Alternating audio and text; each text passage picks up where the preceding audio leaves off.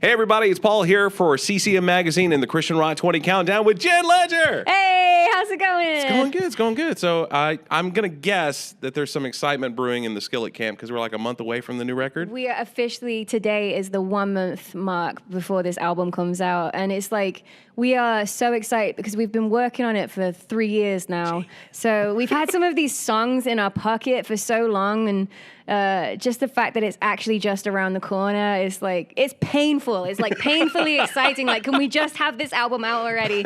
So yeah, but we've got some really good, I think you guys are going to be really happy. I personally, I don't know if I'm allowed to say this because I'm a part of the band, but because John and Korey are the main writers, I feel okay. But like, I personally feel like it's some of the best music we've ever done, and I am so excited for everyone to hear it. Fantastic. Now, this is going to be the first record that you guys have released since you've also become a solo artist as well. Yeah. So do you feel like that's changed anything for you in the band as far as feeling like your role in the band or just kind of the input that you put into Skillet songs? That's a great question. I feel like for me, I have a new level of admiration for the Coopers because, you know, I've been the drummer for Skillet for almost 12 years now, and I've just really enjoyed it. It's like I used to come up, I play the drums, and I have fun, you know? And whereas like stepping into Ledger last year and running my own business, you forget that having a band is also a business. You know what I mean? Take notes, people. Just saying yeah, exactly. You think it's just playing music and getting to write songs, but it's a whole nother thing with big decisions. And so I've stepped into that a little now, and I was like, oh my gosh, this is just, how do you buy T-shirts to sell? This is also confusing, you know? It's just like, and honestly, like just seeing how John and Korey handle it with such grace, and they never compromise. They're just always above board, and they handle so much. And Skillet is just such an incredible, you know, it's an incredible force in the world. Like God uses it to touch people in Russia, in Australia, in Europe, and then obviously here in the US. And you forget that it's actually also a business, and the amount of money and investment and head work and like just brain power that it is to run a successful business. I have a whole newfound level of respect because that side of it is one thing, but then on the other hand, like actually making sure you have the material, writing 100 songs and hoping that 12 are good enough. Like those guys work so hard.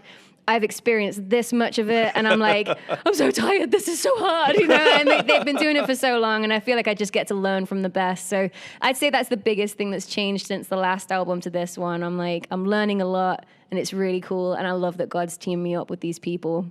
Fantastic. So on the new record, it's called Victorious. Yeah. What is going to be the biggest surprise for a longtime Skillet fan listening to this record for the first time? I can tell you right now, the biggest surprise is going to be a song called Finish Line. And it is, I don't know if I'm allowed to say it, but it's actually my favorite. We took a big risk on that song. It's very unlike Skillet. It is very swaggy, which is like Skillet, but it's got a little bit more of a pop element and a more less hard rock metal feel. Sure. We obviously have a ton of heavy stuff on this album too, which some of it's released already. Songs like Save Me and Legendary, both quite heavy. But we took a risk production-wise on this song called Finish Line, and I think I'm like, this is spectacular. It's just so cool to me. I'm hoping that the Skillet fan isn't too shocked by it, but obviously we've still got all of our bases covered here. But it's like kind of the risky, like, we'll see what people think about this. We went for it, and it's awesome. Fantastic. Well, we kind of talked about how you feel like it's different for you now that you have Ledger as a project all your own. Of course, the other thing that's changed since the last record is now you've got Fight the Fury, which is John's side project, which is like the very heavy side of what John does. Do you think that John having a side project has had any influence on the way that Skillet music is going? Because I know that, at least to me, my thought was like, well, since he's got this, I wonder if that's going to maybe take some of the heavy juice from Skillet and it will kind of divert it to this new project. That is great logic. However, I think it's done the opposite. Really? Yeah, I think what's happened is we've reignited his love for heavy metal. You've given him a bit more of a taste. I actually think that that's what's going on here. I think we really unleashed him on the Fight the Fury project, and like that's what John just loves. If he could do anything, it would be heavy, heavy, heavy. The heavier, the better for him. And And he's always kind of riding that line of like, but he also knows that he loves what Skillet has built, and he really loves Skillet too. But if you could just like, if he's going to go work out, this is like his world. You know what I mean? And so I think that you'll definitely see more of a Fight the Fury influence on this album, because he was writing for Fight the Fury while he was writing for Skillet. So he's kind of like in that same world, and I don't think it's as easy to take that hat off, let's say. And so even like in some of the songs that the demos they sent me, I'm like, this is more like Fight the Fury drumming. I'm gonna have to start working really like learning this stuff and getting ready for this album. I'm like, it's really up to my game, that's for sure. And but I like it. I like the challenge, and I like learning and growing each album cycle. And something else that's kind of interesting is, you know, John Cooper produced the Fight the Fury album. Right. Korey Cooper produced the Ledger along with Seth Mosley. Right. And I think that was a big part of maybe them growing in confidence, and also not really their confidence, but the powers that be that allow. Sure, yeah. If you want to produce your own album, but you're on a major record label, you're going to have to get some approval first. They're not going to let anyone produce your album. And I think that them spending those couple of years producing these other projects boosted their confidence and everyone else's confidence in them too. So now we've got this Skillet album coming out that John and Korey produced together. Right. And I think that it really freed them up musically, because you didn't have that middleman sort of taming it. And instead we've got like these massive risks they've taken musically, production-wise, writing-wise, that I think has actually allowed us to have some of the strongest music we've ever done. And I think a big part of it is the fact that they were the main like head. They were the ones that, rather than having a producer say, no, I want you to change that line, I want you to take that moment out. They're just like had a unleashed free-for-all on everything they would want to do. And I think the Skillet fan is really going to love that. Excellent. Yeah. Now, of course, the album drops, and it's right in the middle of festival season, so you guys have been playing a lot of festivals, like mainstream and Christian festivals throughout the summer, and I know that that's always a lot of fun. Is there anything in particular that's like a favorite thing of yours about playing festivals as opposed to just a tour? Yeah, I feel like festivals have something special because, you know, you get to, like, Skillet's playing, but then so is Danny Goki, and so is Kerry Jobe. So it's like these last few festivals we've been doing, I've been opening up the night with Ledger, and then I'm closing out the night headlining with Skillet. And it's really cool because then there's Kerry Jobe, John Christ, and random other people in between that are all different genres of music. So the really special thing about festivals is you've not only got your fans there, but you're also able to play for people that would never have necessarily come to your show. And so that's the really special thing about festival season. And not only that, just being in the sunshine and being in the sun. And I find there's something really raw about playing festivals. You know, you don't have the arena with the air conditioning and it's just pure rock and roll. Like even this last show I did at Creation, it was Skillet's playing at nighttime, but Ledger's playing in the middle of the day, and the sun's beating down on me, and like I can feel my sweat going to my own eyes, and I'm like, hey, nice to be here, you know. And I'm like, but it kind of is really cool because you feel like you're really earning your stripes, and it feels really like raw rock and roll rather than the slick production lights moments. It's like there's just something like this is all about the music, and I kind of really love that side of it, even if it is more challenging as a performer. Do you think that the difference, or do you think there is a difference between the fan that comes to a festival, maybe even to see you specifically, is different than a fan that just comes out to a tour? I mean, do you think that they're in any way more passionate? And I don't want to disgrace anybody who comes to a tour. I'm trying to think. I mean, that's a great question. The thing that's wonderful about Skillet is we have the most dedicated and passionate fans in the world. I've never met a fan base that's stronger. Like we're so proud of them, and we feel really honored to have their support. So I definitely say the same Skillet fan that's coming to the festival is the same Skillet fan that's coming to the tour, and they're both freaking awesome. We just see them wherever we go, and we feel really thankful for them.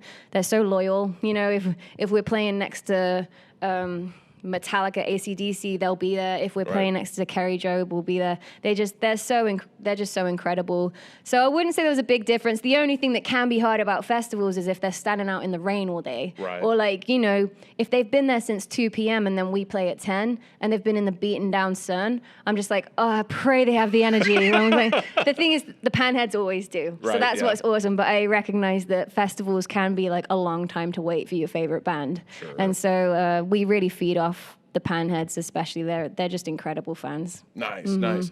Well, getting back to the new record, you mentioned that Korey and John kind of co-produced this one. How did that lead to things feeling different in the studio recording this one as opposed to maybe years past? Yeah, I feel like some of the funny and interesting things that felt different is, well, we did it all locally, so there was just like a more relaxed sort of setting. You know, normally we'd fly to LA, we're working with some of the biggest rock producers in the world, you're spending so much money on a studio, it's like, if you don't get this done in a few takes, you're wasting everyone's time and money, and you feel that pressure really intensely. Whereas this time, because it was all local in a Milwaukee studio or at the Cooper's house, there's just sort of like a real opportunity to experiment musically. There's not all that pressure on you, like, get this done and get it right and move on. It's like, oh, let's try another version. Let's try this. You know, there's just so much more room for that, which is what I mean by, in the end, they were able to take bigger risks because you just have the time. And you don't have that kind of pressure on you.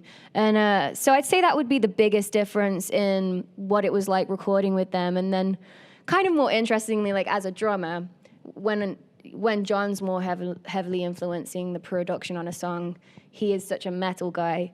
Like, what they're wanting from me on the drums is more metal sounding. Whereas when I'm like, Korey's more heavily influencing the song, it's like she loves U2 and alternative music and or the Police. So like what they'll be wanting from me as a drummer is like way more like Stuart Copeland, or just, it's really interesting working with people with such opposite musical taste.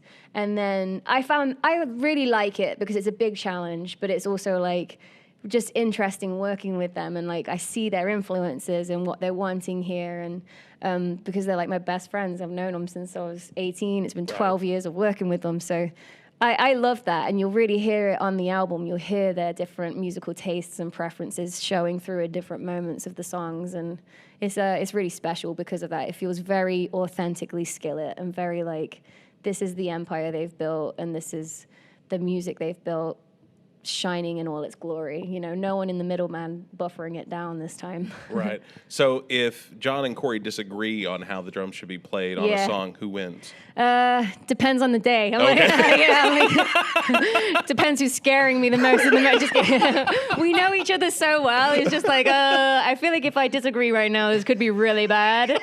For the most part, it's always like, honestly, we get along so good, but it's hard when you know each other so well, because you're like, they may have said this, but I know they meant this. You know what I mean? So you just read it. The Holy Spirit guides me, and it's totally fine. Nice. So you guys are going to be playing these Christian festivals, and like we said, a few mainstream festivals. Then you guys are heading out on some big tours this fall. Man. Playing with Seven Dust for a while, then playing with Alter Bridge. What about those excites you the most? They are, honestly, I feel the pressure of it a little because they're just such legit rock musicians that it's like, we can't show up and be rusty. It's like, there's like a sense of like musicianship on these tours where everyone's up to their game. So I feel that pressure, but I also love it. I'm like, I really love that we do both markets, and we have the opportunity to be with such incredible rock bands. That these are like bands. They're the bands that other rock bands love, if that makes sense. It's the musician's musician, as they say. And so there's just something about getting to do such raw rock music that I always feel honored, because, you know, rock and roll is kind of, you know, it can be quite dark. You know, some of the fans coming, they don't want anything to do with church or any, like nothing to do with anything holy. No way. You know, we're here to have a good time and rock and roll. And I always feel so honored, and just, I always feel like the presence of God with us when we get to the fact that God would create Skillet and its music that reaches into the darkest of dark places, and the people that want nothing to do with him, still he brings his presence there, still he shines his light there. And the amount of people we get to meet that, you know, I was on drugs, but your song has saved me from that. God used that, and now I've been clean ever since. Or, you know, people that just want nothing to do with him, he still reaches them. And that's what I feel so passionate about being in Skillet. And that's why I feel so excited to do these tours, not not that we're like there to preach at people, but we are there to just be a light and be a hope. And then not only that, we get to play alongside some of the greatest musicians in the world, and it's a very big honor. And I can't believe God's allowed me to be a part of any of it. I'm like, how is this my life? This is so cool, Yeah. It seems like that would be a really humbling experience. I mean, to Absolutely. think, I mean, and I don't play music, so I, wouldn't know firsthand, but it seems like there would be a kind of it would be easy to forget when you're writing a song and recording it, maybe doing your, fifth or sixth take on the song, and you're kind of getting lost in kind of the minutia of just getting it exactly right, and then you get done with it, and you're like, finally it's over, and then you hear from somebody that has made like a real measurable impact on their lives. That's huge. It's huge. You really hit the nail on the head, because it's just like sometimes you're in your world and you don't always get to see what God's doing on the outside. You don't always know. You don't come face to face. You just feel the work and you feel the toil at some points. But when you come face to face with someone that's like, you're just reminded with how much God uses music, and how the fact that you get to do music for a living, one, is just already rare and like a blessing in itself, because that's not easily done. Right. But then to be face to face with people and know God used your song, or something you're even just associated with, to impact them that massively, it's humbling is the only way to describe it. I am always like, I look to my left and right, and there are a million drummers that could do this a lot better than me. They have more chops than me. They find it easier to perform than me. But God's allowed me this absolute privilege of being on this platform. And so I just always hope that I can point to him with my life, so that if they do really love our music, when they realize why we do it, or whatever it is, even if just like girls like copying me because of my hair color or my drumming, I'm like, if they're going to copy me, I hope that when they look at me, they see something of hope, and they see light, and they feel like empowered to keep fighting for their lives. And it's just so cool. I can't believe we get to do this. It's awesome. Fantastic. Well, what else do you want people to know about the record in general? I mean, it's coming out August 1st, so if you're watching it before now and it's not exactly a month, August 1st, Victorious is the name of the record. There's already a few songs that are already available with the pre-order and all that good stuff. Yes. But what would you say is the thing that you want people to know that they can look forward to? I think that what we'd love people to know about this album is it is an album about basically facing the real things we fight in life. It's an empowering album. It's an inspiring album. It's really very much so. What we want people to remember is, because culture has shifted so much now into everything is awesome, you're amazing, life is amazing, look at my social media, we're so amazing. Right. And it actually has, created a sense of, I think when people face struggles, they're like, what's wrong with me? Am I crazy? Am I wrong? It makes them feel isolated and alone. And what we want to do to reach people with Victorious is just remind them, actually, that's not true. The truth is that life is a battle. You're going to have to face some really hard things, but you can actually be victorious in it all. And something that, maybe for someone, being victorious actually means choosing to stand up and face the day. Yeah. It doesn't mean you're going to win a ton of money and be the next reality TV star. What we see as victory is actually just choosing to live your life the way you want to, the way that you feel proud of. And when you face the end of your life, you look back and you're like, I didn't compromise who I wanted to be. And that's what it means to be victorious. And I think culture can kind of confuse that a little now, and we just want to remind people, you can do it. Face what's in front of you. It might feel mundane at times. It might not feel as glorious or glamorous as you thought. But you're here. You can win, and you can live a life in a way that's going to make you really proud at the end of it. That's a mic drop moment. I like that. That's fantastic. I already broke this one time, right? Yes. We'll try not to do that again. We didn't do this take one time before and then have to redo it again. A real mic drop moment. The very first interview I ever did for my show, I hit record one few times. So I had to do the entire thing over again. Dude, haven't we all done those things? And you think, I hope no one ever finds out. But then you tell the story because you're like, it's too funny to keep this a secret. That's right. Well, one thing that I've uncovered in past interviews with you, that you're a big fan of kids' movies. Yeah. So have you gotten a chance to catch any of the new ones that are in theaters right now? I haven't seen Toy Story 4 yet. Oh, me neither. I've heard awesome stuff about it. Right. I did see Aladdin. Okay. I liked it. You know what I'm struggling with? I'm struggling with some of these new remakes of the movies because it's like, I sound like a music snob, but I think you're going to get me.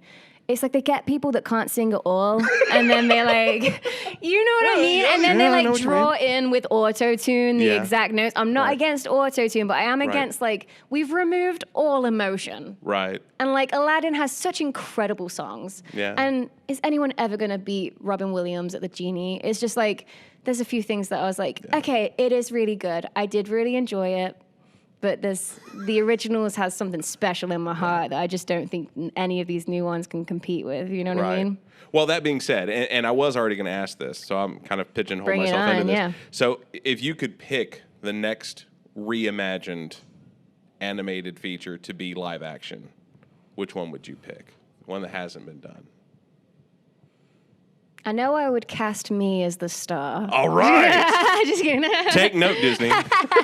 I don't know. I'm a huge fan of Mulan. That was one of my favorite movies. Or Anastasia. I love that. Okay. They're not the well-known ones, but they really got me. So Disney, if you're listening, I think I know someone that would be really good acting in those movies. I just say, do you need a drummer? She can do that too. Like, whatever you need. Yeah. Yeah, we can write that in. I'm sure there's a way we can write that in. Send some requests for me, please. There you go. And then, of course, anytime I have an interview with anybody, and we've been through this before, but you bang the drums. You've got your own project. You've got Skillet. But what is the most un-rock and roll thing about you? Un-rock and roll. Oh, man, I don't know. There's so many un-rock and roll things about me. I'm like, my dream is to be in my pajamas watching Netflix, so that's not very rock and roll at all. And then I actually just really love to draw. I think I've told you that before. Like, people will ask me what I do in my downtime, and I think they assume that I'm going to be someone that loves, like, I don't know, going into the city. And we were just talking about this earlier, how because I travel so much, I think I never really want to do crazy, exciting adventure things when I am home. And instead, I'm like, if I can like be home and have coffee in one hand and be drawing in the other, that would be like my... It sounds so old womanish, but it's just like... But it's relaxing. It's super peaceful, man. It's peaceful. It's like alone time. It's just everything I really like. It's just, I'm so busy, I never really get to do it. Well, you get plenty of the other stuff on stage and on tour. Yeah, I've got enough adventure. I'm fine. Yeah. Right? No, I totally understand. I would be the exact same way. And, of course, I'd be remiss if I didn't ask, is there any more Ledger music coming out? Yeah, well, right now we are like all guns blazing, getting this Ledger, the Skillet project out, and we have been pretty busy with that. But we're already talking about me. I'm hoping that John and Korey would help me produce the Ledger project too. And I've kind of got some verbal yeses, and I think that this is in the works, but it's not in writing just yet. So I'm like, but yeah, we've been talking about what kind of influences production-wise, what are we going to be going for? And like the Ledger project came out. I did like some more rock stuff and then also some more slightly softer stuff, like completely. Sure. And kind of just wanting to see what the fans like from me and get a read on, is this working? Do you guys, and letting the fans give me some direction on what I'd be doing next. And obviously my writing's always going to sound like me, but I do like knowing like the fact that they accepted a song like completely from me, which is quite pop compared to Skillet. Yeah. I'm like, okay, I've got more room. I've got more room here to be a bit more experimental on the album than I would have on the EP. So I'm really kind of excited to see. I've already got like 50 songs that I'm like, do I just write new ones, or do I use these and like reshape them and refine them, or do I just keep writing? And we're going to kind of start having those conversations once the Skillet album is out and we'll make those panheads happy, and then we'll move on to the next thing too. We'll just keep serving them music. That's the new thing, whether it's Ledger, Fight the Fury, Skillet, we're just hoping to like dish it out, There you go. Yeah. There you go. Cool. Well, whatever it looks like. I mean, anything that's been, of course, Completely was a single, and then, the EP as well. I mean, I think that you did a great job at all of it. Thank you so much. I'm down for whatever. So, dude, there'll probably be all of, the nice thing is about an album is you're allowed more choices of songs. Do you know what I mean? So, on an EP, if you put one soft song on it, it's like the whole thing feels softer. But whereas on an album, you've got room to do really rock stuff, room to do that, and then it's not tainting the entire experience as much as EP is hard to pick songs for, because you're like, they're only going to hear like 5. So which side of me do I want to represent first? And that was like a really high pressure thing, but I feel like we did a great job, and I'm really excited to follow it up with more stuff. Fantastic, fantastic. Well, is there anything else you want to tell fans before we wrap up? Make sure you check out our new single, Legendary. We also have Save Me and a song called Anchor out available on iTunes now. And we are just super pumped. This new album is something we're really proud of. We've been working on for a really long time. And we would love to know what you guys think about it. So please reach out to us on social media at Skillet Music or at Jen Ledger. We're really wanting to know what your thoughts are, and we can't wait to interact with you online. And I think that's everything. We're just really excited. Thank you so much for having me here today. Absolutely. Thank you, Jen. Well, this is Jen Ledger. I'm Paul Gibson from the Christian Rock 20 and CCM Magazine. We'll catch you guys next time. Thanks See ya. again.